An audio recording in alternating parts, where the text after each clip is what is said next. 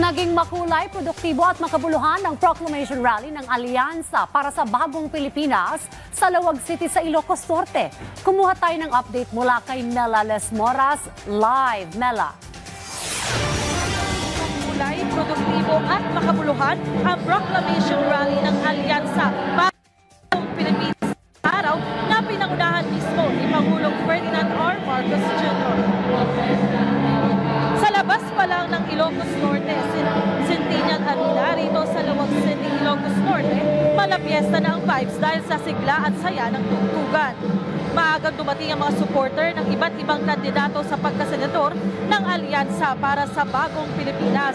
Pasado alas 2 ng hapon naman kanina nagsimula ang pagtatanghal ng mga artist sa programa na lubos namang hinangaan at ikinalugod ng ating mga kababayan dito na nagmula pa sa iba't ibang probinsya.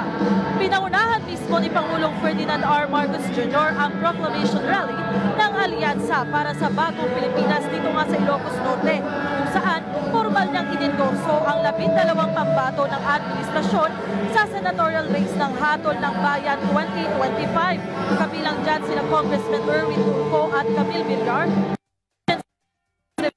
Francis Tolentino, Amy Marcos, Pia Cayetano at Tito Lapid, former Senators Panfilo Lacson, Tito Soto at Manny Pacquiao, Makati City Mayor Abigail Binay at dating DILG Secretary Becker Abelos.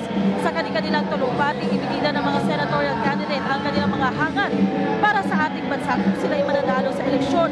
Kabilang na riyan ang pagpaigting ng serbisyong pangkalusugan at pag-edukasyon sa bansa, gayon din ay pagpaunlad pa turismo. Ayon naman kay Pangulong Marcos, talagang mga deserving candidates ang mga pambato ng administrasyon, kaya't ang hiling niya sa bawat isa, sana'y 12-0 o huwag nang lumingon pa sa ibang kandidato ang ating mga kababayan, kundi suportahan na ang lahat ng pambato ng administrasyon. Dayan sa mga puntong may tatanggal pa sa ating likod, pero nag-alisan na nga iba nating mga kababayan sa labas ng venue ay tuloy-tuloy pa rin yung saya. Sabi nga ni Pangulong Marcos, kapag nanalo yung kanilang mga pambato, talagang masisiguro yung patuloy na pag-unlad ng bansa. Dayan. Maraming salamat, Mela Lesmoras.